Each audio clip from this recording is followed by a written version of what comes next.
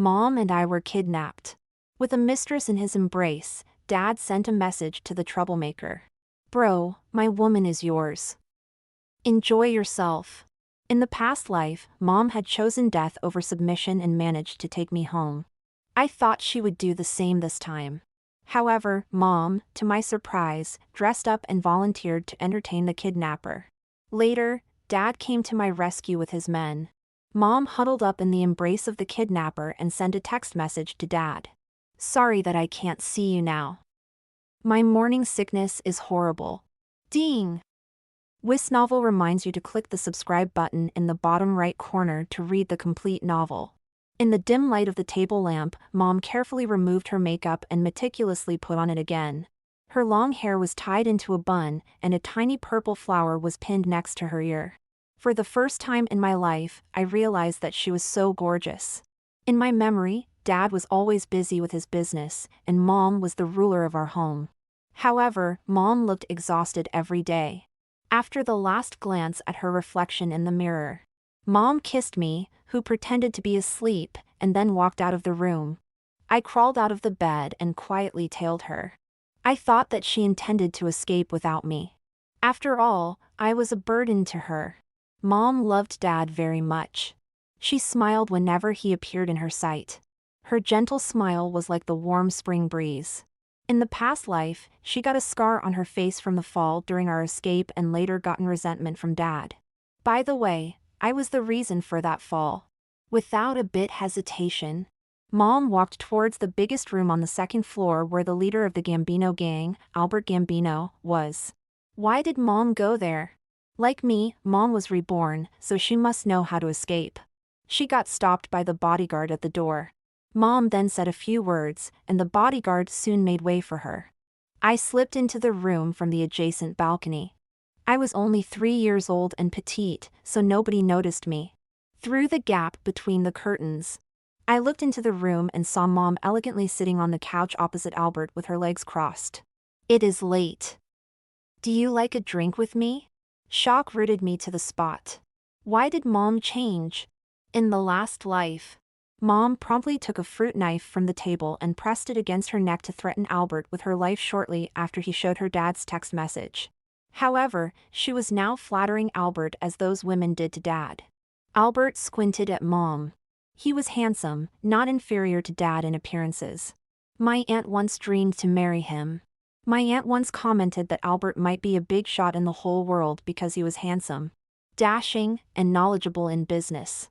I didn't know whether this comment had come true in the end because I unfortunately died from a serious illness at the age of 5 in my last life. Albert pushed Mom away. Sneering, he said, "Madam, if you feel lonely, I have hundreds of brothers here. I allow you to choose the one you like." Just like in the past life, he disliked Mom. He disdained all the people by Dad's side and called me a beggar. Mom didn't get mad. She lifted her head and looked up at Albert as her soft hand caressed his chest. Do you dislike me because I'm the wife of Joe Costa? You don't have to. Women with sexual experience know how to serve men. Moreover, isn't this a good chance to make Joe a laughingstock in the underworld? Psychological offense is the best of tactics, isn't it? Don't you want to give it a try? Speaking, Mom sat down on Albert's lap and slightly shook her legs. I was afraid that she would be thrown off by Albert. In the last life, Mom had done the same to Dad after we got home, but he pushed her to the floor. Teresa Hacker, where did you learn these dirty tricks? Dad questioned Mom with fury. Mom sneered. Don't you enjoy them? Last night, I saw your mistress do the same to you. Didn't you enjoy yourself? Dad's face became gloomy. You are Mrs. Costa. Don't forget yourself, or you are no difference from those prostitutes. Dad slammed the door and stormed away. Mom slowly got up from the floor and came to my bed. Back then, I had a fever because of the flu. Her tears hit my face, cold to the bone. This time, Albert didn't push Mom away. He asked, "You and Joe were childhood sweethearts. Why do you want to make him a laughingstock?" Mom whispered a few words in his ear, and I failed to hear them. Then, she softly bit Albert's Adam's apple, and the look in his eyes immediately changed. It turned out that Mom wanted to kill him. When I was ready to dash into the room to help Mom, who couldn't beat Albert, the bodyguard spotted me. The bodyguard carried me back into my room and warned me not to disturb the happy moment of his boss and Mom. This warning confused me, and I, out of worry, kicked up a row. However, my tears and screams didn't help at all. Mom didn't come back to my room until the next morning. She got a man's shirt draped over her shoulders. Her dress had been torn to shreds, and her lips were bruised. The maids brought a bathtub of hot water. When Mom soaked her body into the water, I saw the bruises all over her body. "Mom, what happened to you?" I asked heartbrokenly. Mom didn't answer my question, and she gently asked me, "Katie, did you sleep well last night?" I wanted to tell her that I didn't sleep well because I was worried about her. However, I changed my mind at the last moment and nodded. Very. After the bath, Mom once again read the text message Dad had sent to Albert.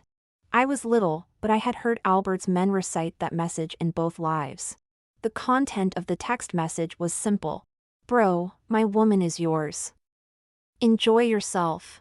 In the last life, Mom called Albert a liar and insisted that the text message had been fabricated by him. Albert handed his cell phone to Mom, and her face quickly turned pale at the sight of the message. The text message did come from Dad's phone. To make things worse, there was a photo of Dad and his mistress sitting on his lap. Albert's men didn't hide their envy of Dad. "Mom, forget it. I'm hungry," I pleaded. The text message was hurtful, so I didn't want Mom to look at it anymore. "Okay." Mom threw the phone into the trash bin. In the following month, Mom went to Albert's room every night. She didn't come home till dawn, even noon sometimes. Playing in the garden, I overheard the servants discussing Mom. "She's such a vixen. I think she is more skillful than the social butterflies in this domain. Isn't she from the Hacker family in the South?" The Hacker family cherish their reputation very much. Just a few days ago, Mr. Gambino went to ride horses with her. When they came back, her skirt was rolled up to her waist. How indecent! In the conversation of the servants, Albert had been led astray by Mom, though he didn't like women in the past. In my opinion, Mr. Gambino is using her. It is known to all that Joe's wife is now a plaything of our boss. The crowd broke into laughter. I scooped up a handful of mud and threw it at the gossipers. They ran after me, and I scampered back to my room where Mom was making coffee. Mom wiped the sweat off my face. "Where did you go? Why are you so sweaty?" I wanted to ask her why she didn't run away and why she chose to stay here as a laughingstock. However, her hands were so tender that I didn't want to break her heart. I nestled into her arms. I saw a little rabbit and failed to catch it. I had run after it for such a long time. Mom started to laugh. "Your father did the same when he was little." She then stopped speaking, and her smile slowly faded away. After a while, she spoke again. "Running is great, and taking physical exercise helps you become strong." I nodded. "Okay. I wished that I wouldn't catch the flu again." 1 month later, Albert began to expand his influence in the South, and his momentum was irreversible. By the time blossoms on the cherry trees were in full bloom, the South had become his territory. Mom came from the South, but I didn't like that place at all. In the last life, the South was the first stop after our escape from Albert. But my grandparents refused to let us into their place. Grandpa kept Mom and I out of his house. "You are dirty. Just go away because there is no room for you." Mom knelt on the ground, made me do the same, and then pleaded with tears in her eyes. "Dad, I threatened Albert with my life, so he didn't take advantage of me. I got locked up, and that is all." However, nobody believed in her explanation. Then, Mom begged for some medicine and money. Her face was severely injured, and we had been starved for several days. Grandpa didn't give us 1 penny. Grandma said, "Teresa, my child, you had better find Katie good adoptive parents and then drown yourself." Mom pulled me into her embrace, held me tightly, and then stumbled away for fear that any delay would result in my being taken away. The onlookers flung the garbage at Mom and called her a disgrace to the Southerners. Therefore, the wounds on Mom increased. Mom and I begged for food all the way back to where Dad lived. Now, my grandparents and their relatives were waiting for Albert's arrival in the best hotel in the South. They had prepared gifts and money to seek protection from Albert. None of them could hold their heads high as they had in the last life. One wouldn't feel the pain till the iron fist hit his head. Mom didn't meet with her parents that day. With me on her lap, she stayed in the car and was soon lost in thought. "Mom, won't you go to see your parents?" I asked. I had heard Mom calling her parents in her dreams during many nights, and she even wept sometimes. Deep down, she missed her parents, I thought. However, Mom shook her head and said, "I won't." She wouldn't see her parents for the rest of her life. When I was half asleep at night, I felt someone sitting on the edge of my bed. I cautiously opened my eyes a bit and then saw Albert. Due to the fight against Dad, Mom and I had not seen Albert for 1 month or two. Mom felt the arrival of Albert, so she sat up. "When did you come?" Albert gently stroked Mom's face. "A moment ago." Mom turned her head away from his palm. "Mr. Gambino, Katie is here." "Please don't." Albert asked, "Why didn't you go to see your parents?" Mom remained silent for a while before saying, "I don't know how to face them." Albert concluded, "You still love Joe, so you feel ashamed to meet with your parents." Mom replied, "No." Albert said, "You had better keep your word because I am. If you trick me for Joe, I won't let you off." Mom instantly swore on her life that she wouldn't betray Albert. Albert then left. Later, his subordinate came to invite Mom over. The two maids sent to take care of me discussed under their breaths. I thought that Mr. Gambino could resist the temptation, but he got her over to his bedroom anyway. Mr. Gambino must be addicted. I am afraid that he can't get rid of her later. It doesn't matter because she is just a plaything anyway.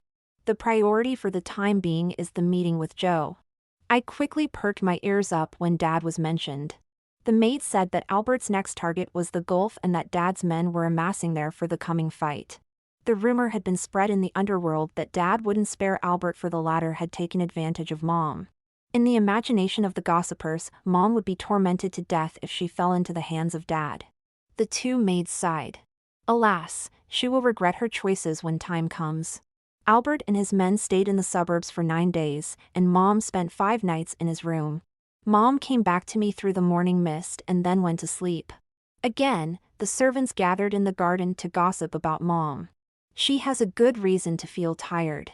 She spent the whole night entertaining Mr. Gambino, and I had to take the hot water over several times throughout the night. I have to admit that she is beautiful. I wonder about why she couldn't maintain a good relationship with her husband. They've been together since childhood. Because of that text message to Albert from Dad, it was now known to all that Dad didn't like Mom. The gossipers said so. They said that it was impossible for one to give away his true love to another man. To make things worse, Dad gave away Mom to his enemy.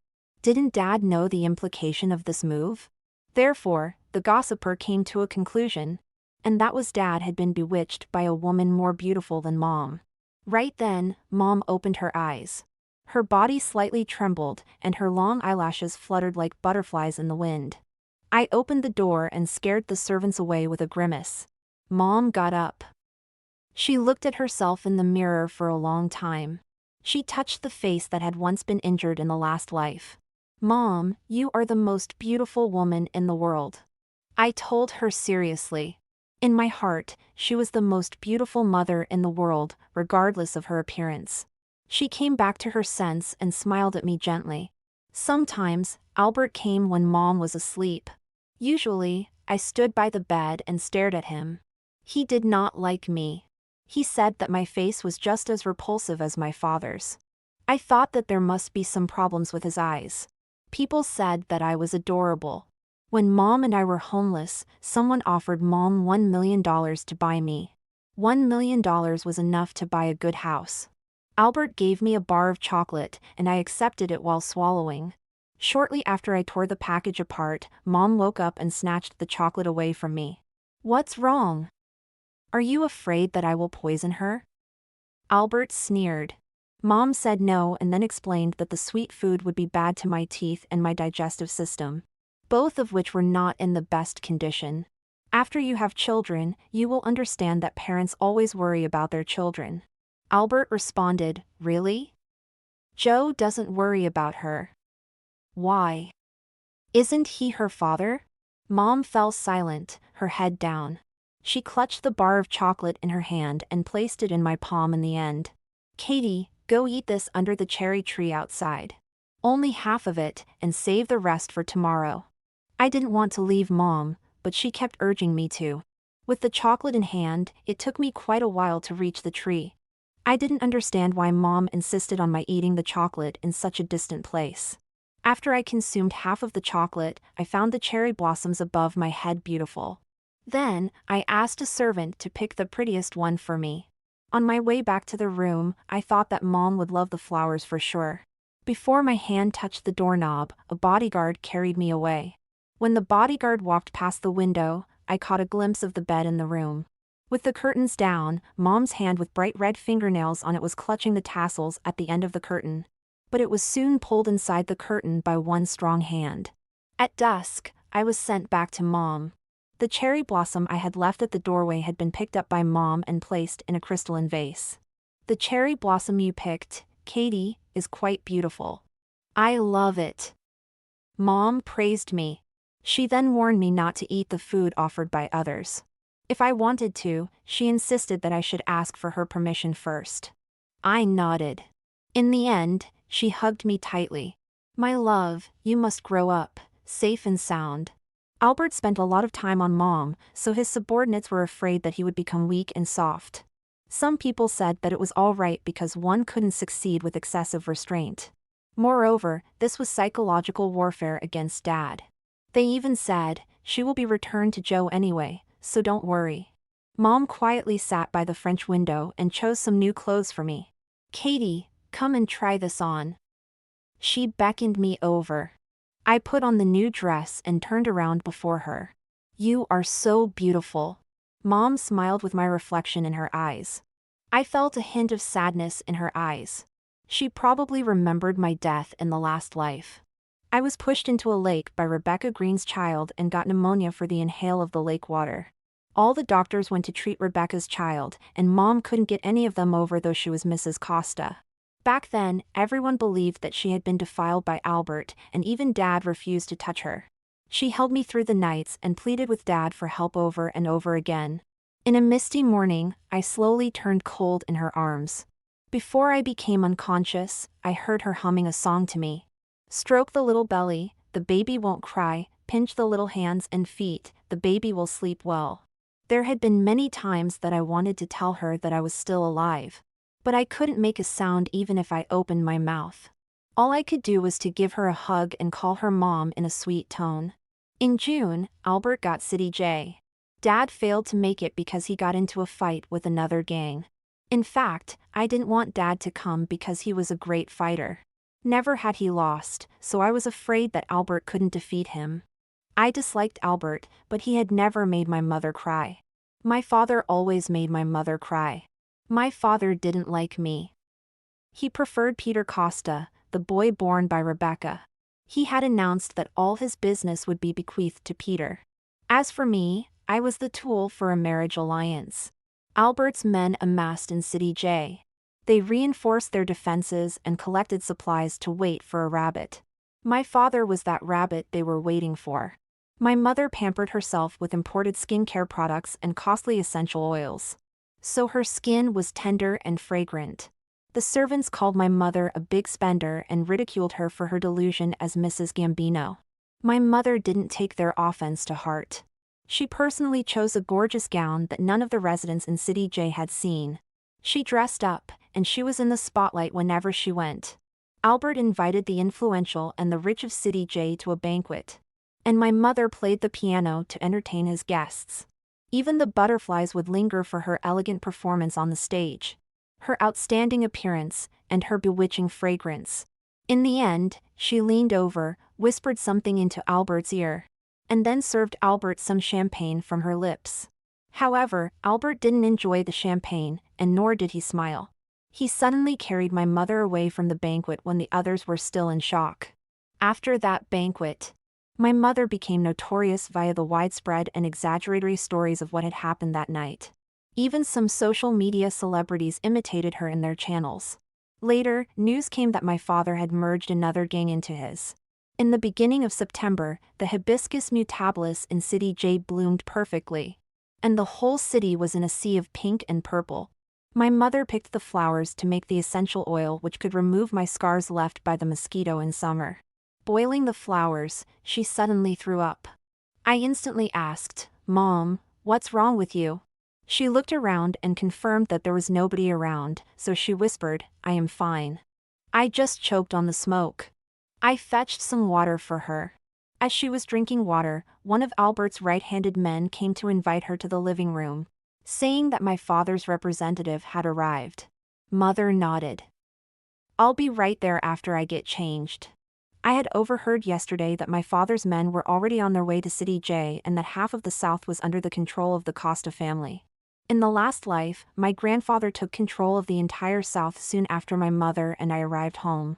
The next year, my father was appointed as the president of the Costa Group, and Rebecca became his chief secretary. My mother was Mrs. Costa, but she didn't get any title in the group. Before my death, my father had never confronted with Albert. In this life, many things had changed. My mother put on a good dress, and her makeup was perfect.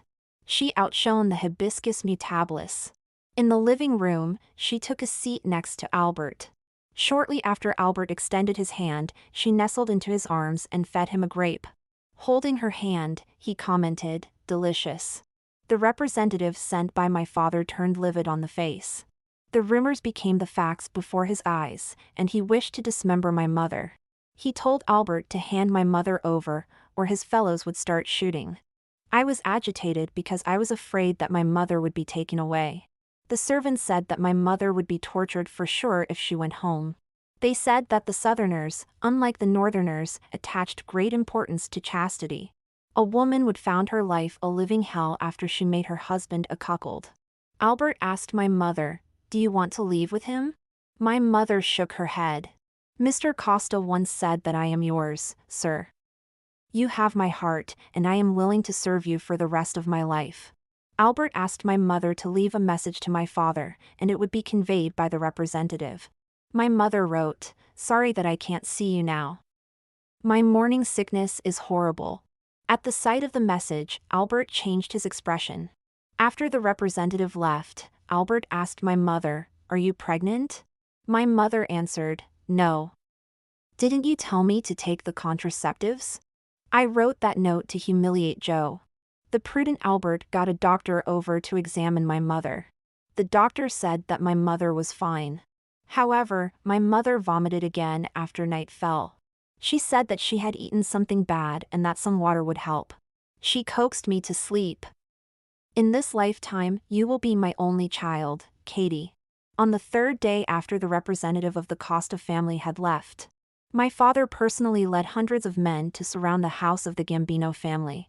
It was said that these men were just the vanguard, and the backup would arrive soon. When my father arrived, my mother stood on the balcony with me in her arms. I recognized my father at first glance as his suit was the best, and his car was the most luxurious. I often heard people say that my father was the most handsome man in the East. It was said in the underworld that both Joe in the East and Albert in the West were distinguished. In the distance, my father lifted his head and looked at my mother. My mother calmly looked at my father. She was so different from before. During those days when we were homeless, she always told me to hold on. "Your father must be looking for us now." On those cold nights, we huddled up together under the bridges to take shelter from the rain and the wind.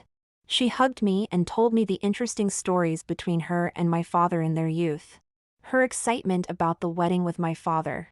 And the happiness my father had shown at the news of her pregnancy. Back at home, my mother looked forward to the visit of my father every day, but he never showed up. In the only visit, he even pushed her to the floor. The gentle breeze in early autumn rustled the leaves. And the diamond hairpin on my mother's head was twinkling under the sunshine. "Teresa, come here," my father said coldly. His voice echoed in the spacious courtyard. My mother had once wished that my father would come to her rescue with his men. In the past, she would recklessly rush to him even if there were countless gun muzzles aiming at her back. He was now here, but she stood behind her kidnapper. Teresa. My father was furious. I had never seen him in such a state of fury. In the last life, he didn't yell at me like this even when I ruined Rebecca's precious bag by accident. The battle began, and the gunfire echoed in the air. In the past few days, Albert had been away for preparations. The maids cursed my mother and called her a jinx. Many people will die because of her, but she has the audacity to enjoy the afternoon tea in the garden. Didn't I tell you that she is a jinx? I retorted angrily, weren't there fights before my mother came? Not her fault at all. They exchanged a few glances with each other and then fell silent. In this battle, my father gained the upper hand. He repelled Albert's men and successfully encircled the whole house. Albert was advised to give me and my mother back to my father by his right-handed men. These men had said that my mother must be returned to my father no matter she was alive or not. With teary eyes, I told my mother not to leave Albert because my father wouldn't spare her. My mother seemed fearless, and she assured me that she would protect me. I fell asleep in her arms after I was tired from tears. When I woke up in the middle of the night, I heard my mother speaking to Albert at the door of the room. All went according to plan. I will bring you what you want, so please keep your promise. Albert's voice sounded sulky. Do you have to leave? I am not afraid of him. My mother became resolute. I have something to attend to, and I need to do it myself. She asked Albert, do you believe in fate? Albert repeated, fate? She held his hand, and her fingertips brushed past his palm lines. Your palm lines suggest that you were too faithful to friends in your last life. She explained that Albert had missed great opportunities due to his strong sense of obligation and suffered a tragic ending in his last life. She advised him to be more ruthless because whoever could achieve greatness was related to blood and corpses. Benevolence wouldn't help in the underworld. Get married and raise a family as soon as possible. You need an heir for your kingdom in case anything bad happens to you. Albert asked, how was your last life? My mother replied in a bland tone, it was just a joke. Albert said that my mother must have been possessed and that he didn't believe in fate. He advised my mother to give a second thought about her decision because he thought that she might get killed after she left this place. My mother looked at Albert. It seems you care about me. Can it be that you have feelings for me? Albert was taken aback. Business is business. No feelings at all. Great. My mother nodded. I am not a good person anyway. Don't worry about me. I know how to survive by Joe. After Albert left, my mother sat alone for quite a while. The cool moonlight poured in through the window and made my mother look like a phantom that would disappear at any moment. In the end, she stood up, walked to my bed, and tucked me in carefully. When my mother and I left in the morning, the servants murmured, what a pity that this beautiful woman will die today. Will that child also? No way. She is a Costa anyway. I hope so. I've taken care of her for more than half a year, and I'm quite fond of her. My mother walked past the gossipers with composure. In the last life, she often shed tears for the opinions of others, but she paid no attention to them now. In a distance, Albert watched us leave, and my mother didn't look back at him for once. The rain started to fall as if it wouldn't stop. My mother and I, under the black umbrella, walked into my father's house. The atmosphere in the house was depressing, and those men coldly stared at my mother and me. Looking neither right nor left, my mother led the way, and I straightened my back. In the bedroom, my father was polishing his custom-made pistol. The gun had a cold right around it. What a dangerous weapon! My father coldly squinted at my mother and me. He was scarier than he had been in the last life. My mother gracefully nodded to my father and the men around him. Hello, everyone. Nobody responded to her. My father told his men to get out of the room, and I was led away too. This time, I didn't cause a scene because I trusted my mother. Soon, my father's angry roar hit my eardrum. We've been together since we were 17 years old. 7 years.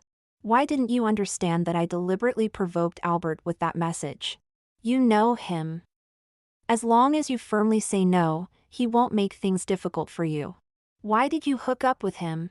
Why did you make me the laughingstock of the whole world? I wanted to tell my father that my mother had done so in the last life. What had my mother gotten in the end? Abandonment. I thought that my mother would make an explanation, but there was no sound from inside. After a while, my father's voice sounded again. Why are you taking off your clothes? Are you trying to get away with this method? The men around me seemed embarrassed. Right then, I heard my mother say, I have stayed by Albert for 10 months. During that period, I, with the special ink, drew the map of his headquarters in the west on this underwear. Only in this way could I bring the map back to you. The map will become visible after you wet it with water.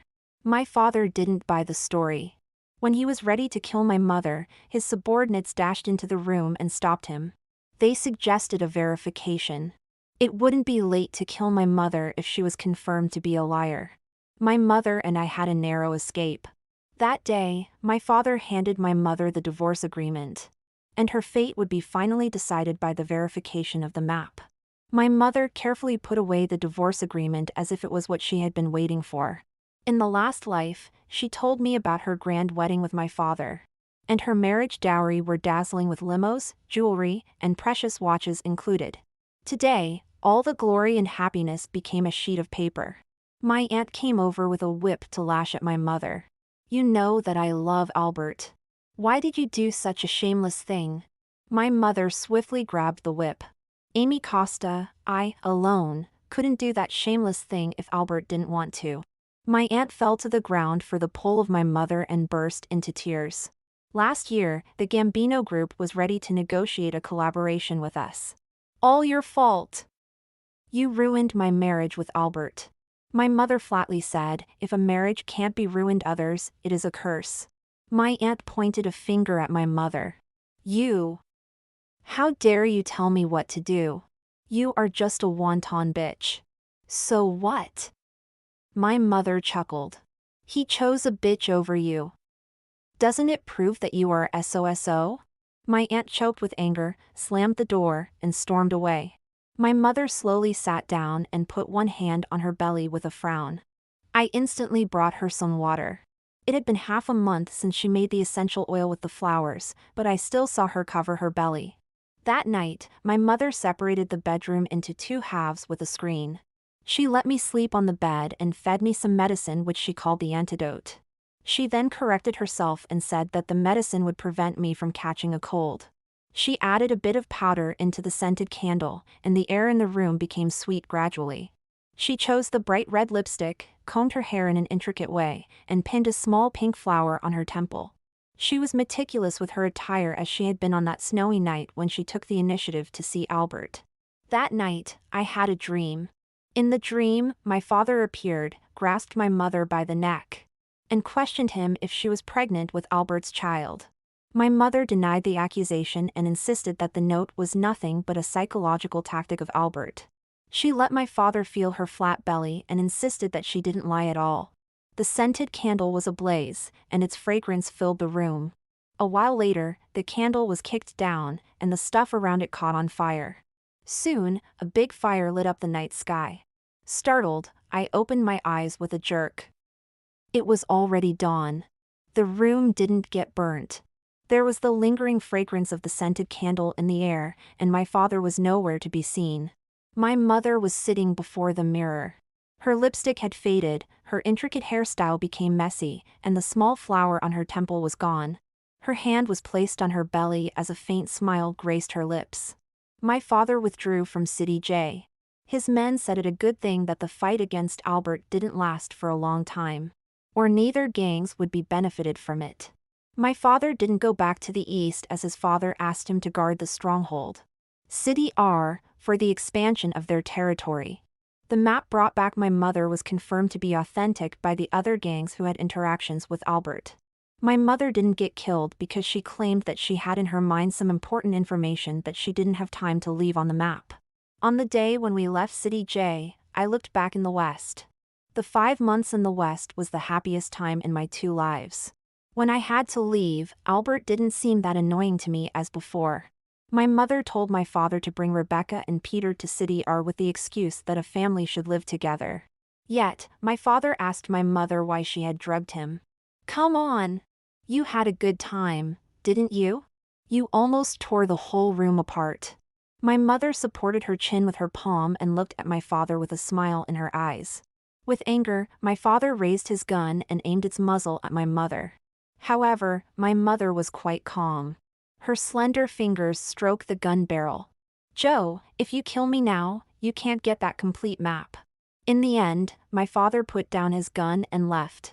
Every night, my mother adorned herself with perfumes, good dresses, and jewelry and then went to the bedroom of my father. However, she was driven out every time. She didn't get angry. Every day, she dressed up and had a sweet fragrance around her. As before, she smiled whenever she saw my father. Therefore, the others didn't dare to make things different for my mother because they thought that my father was still attached to her. My mother gave gifts to the guards and the servants around us. And she even helped cure their annoying ailments. Her generosity and kindness softened their attitudes toward us. In City R, my mother managed to win over a few people. When she was ridiculed, those people would give a few words in her defense. Could a delicate woman and a child survive in that situation if they didn't flatter the enemy? Death? Easier said than done. Why don't you kill yourself to be her example? Mr. Costa already forgave her, so what is wrong with you? My mother quietly stood in the corner, listening. Then, she left without making a sound. When she saw my father, she once again proposed to bring Rebecca and Peter over. This time, my father said yes. I didn't understand why my mother was so eager to see Rebecca. Didn't she despise Rebecca in the last life? Before Rebecca made her appearance in City J, my uncle, Jack Hacker, arrived first. My uncle handed a small bottle to my mother. Take this. Like sleeping, you won't feel any pain. My mother stared at the bottle. Jack, have you taken it? If no, how can you say that I won't feel any pain? What if it hurts like hell? You. My uncle blushed with anger. The reputation of the Hacker family has been ruined by you. You had better kill yourself, or I will have to strangle you with my hands. Undaunted, my mother responded, Jack, you have a wife and 5 or 6 mistresses. Joe has countless lovers, and so does the other members. I have only 2 men throughout my life, so shouldn't you kill yourselves first? In shock, my uncle gawped at my mother. Who the hell are you? You are not my little sister. My mother replied, you are right. I am not your sister as she had died a long time ago. My uncle drew out a dagger to kill my mother. Fortunately, my father popped up in time to stop the tragedy. My uncle shouted as the guards dragged him away. She is not Teresa. She is not Teresa. My mother fainted, so I whined with her in my arms and begged my father to save her. After a moment of hesitation, my father finally agreed to call for a doctor. The doctor soon arrived. After a thorough examination, he broke the news that my mother had been pregnant for 1 month. My father asked the doctor, are you sure that it is 1 month? The doctor nodded firmly. I don't have the gall to deceive you, Mr. Costa. Just invite the other doctors over for confirmation if you don't believe me. My father then instructed the doctor to keep my mother's pregnancy a secret. Gazing at the doctor, I found him familiar as he looked like the one in the West. After my father left, I asked my mother, am I going to have a little brother or sister? My mother said, no. As I said, you will be my only child. It isn't a bad idea to have a little brother or sister, I sincerely said. I didn't know how long I would live this time. If I died young as I had in the last life, a little brother or sister could comfort my heartbroken mother. In the evening, my father brought the abortion pills. My mother refused to take them. Joe, you are no longer my husband. According to the law, you have no right to decide the fate of my child. Moreover, abortion is illegal. By the way, you may be the father of this child. Do you forget that crazy night? Even if this child isn't yours. Do you remember that message? You gifted me to Albert. There is no reason for you to get mad if this child is Albert. Teresa, you insane. My father said, his face ashen. My mother poured the abortion pills at my father's feet. Joe, I am sane and know what I am doing. If you push me again, you will lose the complete map. With the help of the map, my father's right-handed man already got one stronghold in the west from Albert. When the news reached City R, the people there were excited. The feud between the Costa family and the Gambino family officially began. The victory defeated all the suspicion about my mother. I sat by the lake and mechanically tossed the pebbles into the water. I felt unhappy, but I didn't know why. Suddenly, I was lifted up. The comber was my father. He carried me into the house and warned me to stay away from water. I had a dream last night. In that dream, you fell into the water, got a serious illness, and then died. I was a bit surprised because my father had seen my death that had happened in my last life. I couldn't help but ask, your child died in your dream. Did you feel sad? In the last life, I didn't have the chance to see my father on my deathbed. So I didn't know how he thought of my death. He gently touched my head and said, of course. I was very sad. You are my daughter, so I don't want anything bad to happen to you.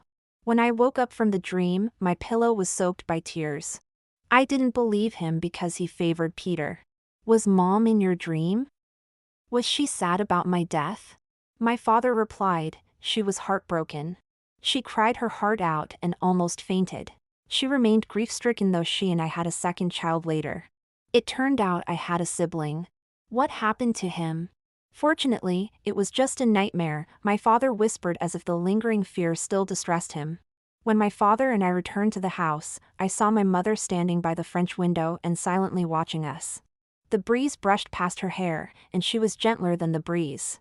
My father walked up to my mother. Perhaps because of that sad dream, he showed her the gentleness that had disappeared for a long time. It's windy. Let's go inside. She softly responded, okay. That night, Rebecca and Peter arrived in City R. Rebecca excitedly threw herself into my father's arms and anxiously expressed her longing for her man. My mother slowly walked over and smiled at Rebecca, who had the puzzled look on her face. Miss Green, welcome. I have been waiting for you. My mother bent down and stroked Peter's face. Peter, long time no see. Peter pushed my mother away without hesitation. Mom said that you're nothing but a slut. You're dirty, so don't touch me. My father cast a cold glance at Rebecca. Immediately, Rebecca knelt before my father, and tears welled up in her eyes. Joe, I didn't say that. Peter heard others say so on the way here. That was Rebecca. She asked for forgiveness first whenever she was in a conflict with my mother, and my father always sided with her. Once again, my father was ready to show his partiality. Right then, Peter stubbornly said, Mom, it is you who told me that. You said that she is a slut, abandoned by Dad. You even said that Katie is an illegitimate child. You don't want me to play with her, don't you? When Rebecca tried to excuse herself once more, my father told her to get lost. Then, she got grounded in her room. I thought my mother would be very happy. And the reason was that Rebecca had never been punished by my father in the last life. However, my mother remained calm. She said that a slap was nothing in comparison to a broken heart. She then sat at her desk and quietly continued the drawing of the map. I asked whether she could stop her job. I didn't want Albert to fight against my father.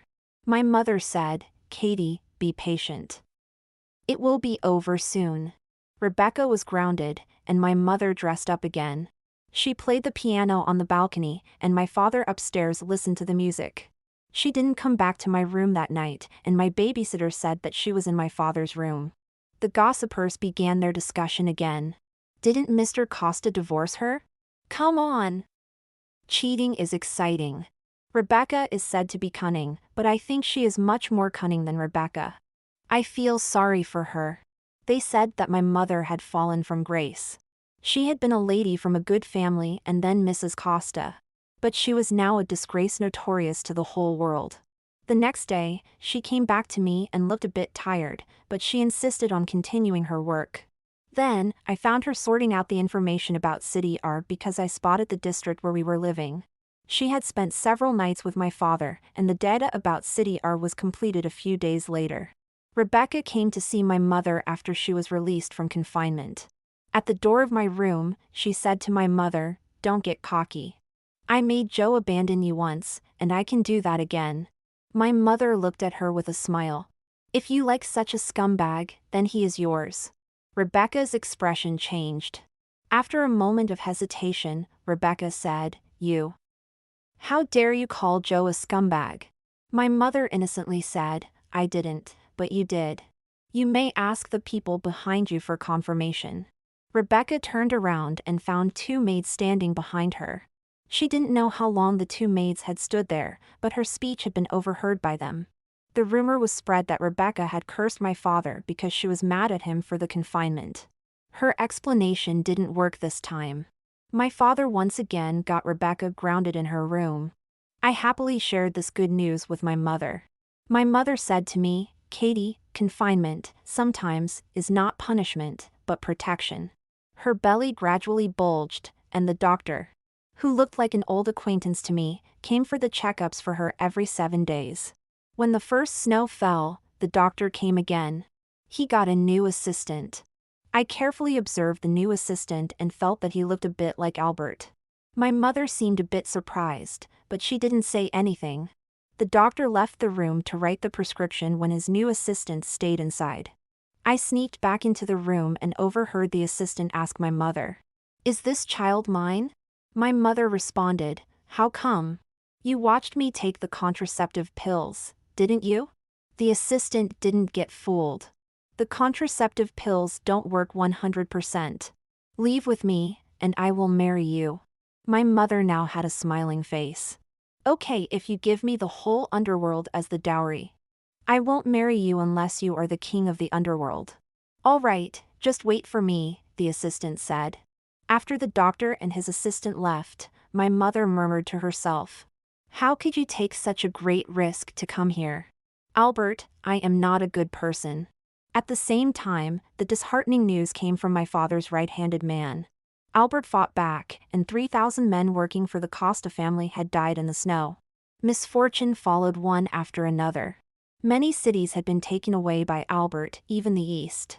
The news infuriated my grandfather, and he told my father to guard City R, the most important stronghold to the Costa family. Some people believed that there was a mole, and suspicion fell upon my mother again.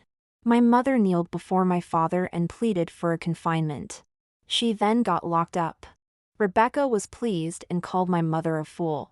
The Costa family got defeated again and again after my mother got locked up. Albert's attack always caught the Costa family off guard. In February, Albert arrived in City R with his men. One day, the miscarriage happened to my mother, and the reason was that Peter had carelessly bumped into her while running. Irritated, I fought with Peter. I pinned him to the floor and bit him. Lifting my head, I saw the blood underneath my mother. My mother said to me when her face was as white as a sheet, "Katie, go get help." She lost her child, and it was said to be a boy. The doctor said that my little brother was doomed to die because my mother had taken too many improper medicines. My mother didn't show much sadness as if she had foreseen this misfortune. My father came to see her. "We will have many children." "Things didn't change," my mother murmured. "What did you say?" Right then, my father's phone rang. My father glanced at his phone screen, and his brows then furrowed. "An emergency. I will have to leave." Tension rose, and my father became too busy to come home. My mother took the medicine every day, and her case gradually improved. I couldn't stop myself from crying. My mother didn't complain, but I knew that she must be heartbroken. My mother said that her situation was much better than it had been. She hugged me and gently patted my back. "At least, you are still by my side." Rebecca came and laughed at my mother for her fall from a lady from a prominent family to a plaything that counted on drugs to flatter men. In the eyes of Rebecca, her efforts were futile because she had been gifted to Albert anyway. It was impossible for my father to remarry my mother after their divorce. But he kept her by his side as a plaything. Rebecca clicked her tongue. "How sad that you can't bear children anymore. All men want their male heirs with Joe, Albert, and the beggars included. Teresa, you will live as a plaything for men. As for your daughter, after she grows up, The sarcasm abruptly stopped because my mother pressed a fruit knife against Rebecca's throat. However, my mother didn't kill Rebecca, and she just gave the latter a cut on the skin. Rebecca was scared out of her wits because she never expected my delicate mother to hurt her with a knife. Please spare me. I won't do this again. My mother smiled. I won't kill you now because it will ruin my game. Rebecca covered the wound on her neck and then ran away. She packed up her stuff to leave City R with Peter, but there was an unexpected change in her plan. Some strangers popped up the house and stopped Rebecca from fleeing. My father was finally back, but he was carried back with a stretcher. He had been seriously injured in a gunfight, and he had lost a lot of blood. His subordinates suggested the abandonment of City R and the return to the east. As the saying went, where there was life, there was hope. My father instantly expressed his disagreement. And he said that the Costa family would lose their foothold if they lost City R. If so, he would rather die. When he expressed his stance, my mother's eyes lit up. Perhaps, such a decisive leader was the man my mother had once admired. In a fleeting moment, the light in my mother's eyes disappeared. My mother personally fed the medicine to my father. Sleepy, my father mentioned his recent dreams and shared them with my mother. She advised him to relax and have a good sleep after she heard him out. That very night, Albert's men broke into City R and seized our house. Deep in sleep, I didn't know what had transpired. Later, I learned the process of that seizure from the servants. They said, "Teresa is a poor demon." That night, Peter fell into the swimming pool, but my mother forbade anyone to save him. Moreover, she made my father and Rebecca watch their son be drowned to death. "Why can't you spare the child?" My father questioned my mother with bloodshot eyes. My mother chuckled. "Didn't you remember our last life? In the last life, Peter intentionally pushed Katie into the lake. I considered Katie's death an accident at first, but Peter pushed me down the stairs. I was 6 months pregnant. I prayed to God thousands of times to get Katie as my child, but Peter killed her. Now, he tried to hurt me. How can I let go of such a demon?" Then, my mother injected some hallucinogen into Rebecca and dumped her on the street. My mother said that she had once tried to be friends with Rebecca, but the latter did whatever possible to hurt her. "All your fault." Pointing at my father, she said, "I hate your guts, Joe.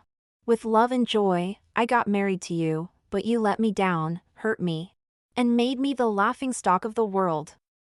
You made my life a living hell." Then, my mother vomited blood and slumped to the floor.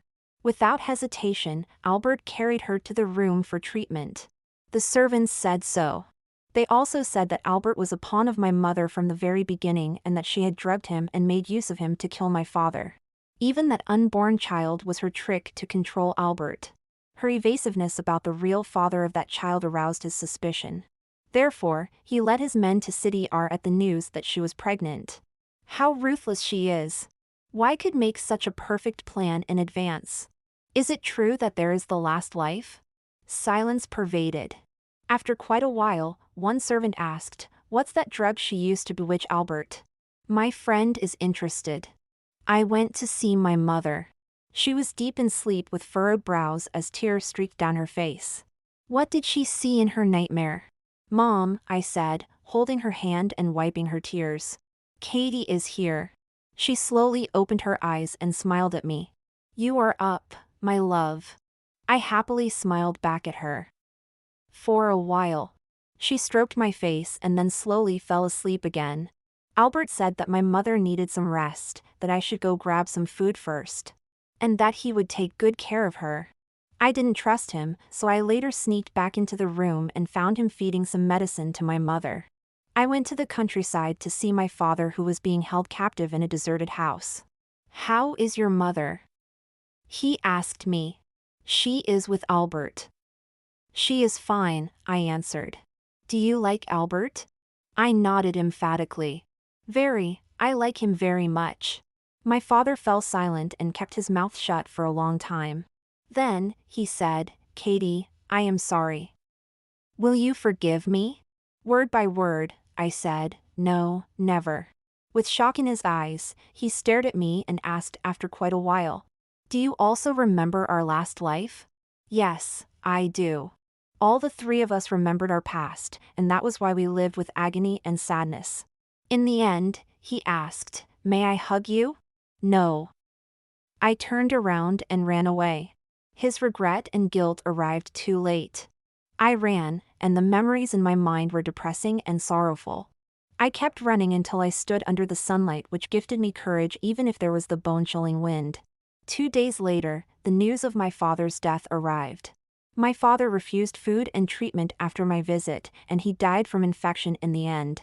When his corpse was sent back to the east, my mother was looking into the distance on the balcony. The wind ruffled her hair and took away the past. Her case did not improve, though various expensive and precious medicines had been used on her. She coughed frequently. The doctors said that overwork had drained her vitality. However, a spiritualist said she made an unwise deal with her life, so she won't have the next life. With a lot of money, Albert invited the spiritualist to stay. A few days after, the spiritualist left, and my mother's health started to improve.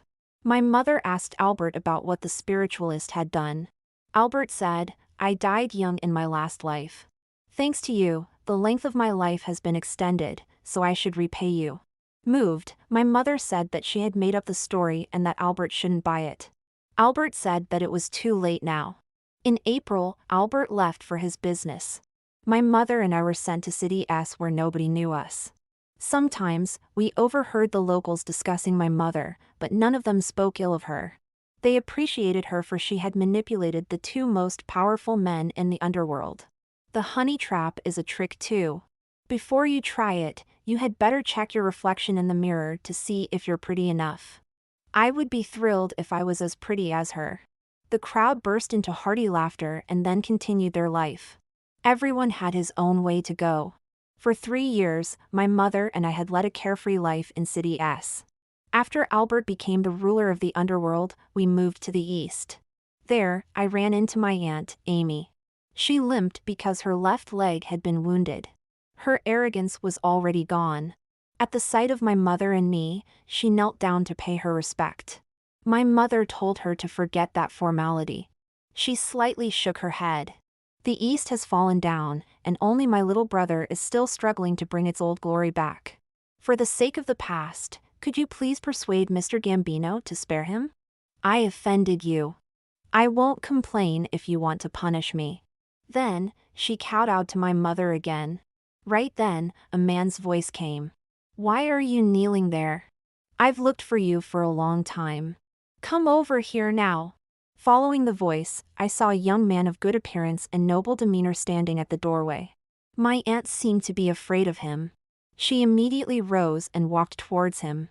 After they left, my mother commented that my aunt became sensible but suffered in the marriage. "Who is that handsome man?" I asked my mother. She replied, "He's a devil from the Gambino family, your uncle." On a sunny spring day, I was picking cherry blossoms in the garden. I wanted to choose the most beautiful one as a gift to my mother. Under the cherry tree, Albert gave me his opinion. After I got what I wanted, he asked me with a smile, "Katie, do you want to be my adopted daughter?" I answered, "Go ask my mother. Please tell her that I will go out fun and be back late." Albert said that I became considerate. About 1 hour later, I went home. Albert was still in my mother's room and said, "You once promised me that you'd marry me if I present the entire underworld as the betrothal gift." My mother said, "Albert, I am not a good choice for you." Albert argued, "Our fates are intertwined, and we will die as a pair one day. Teresa, we shouldn't waste our time anymore." My mother fell silent. "I will take your silence as a yes. MMM. Quietly, I left with the cherry blossom in my arms. I sat under the tree, looked up at the sky, and recalled that day when I was 3.5 years old. Back then, my mother told me to leave with the chocolate. So I sat under the cherry tree and looked up at the sky. The sky was the same as before, and spring came again.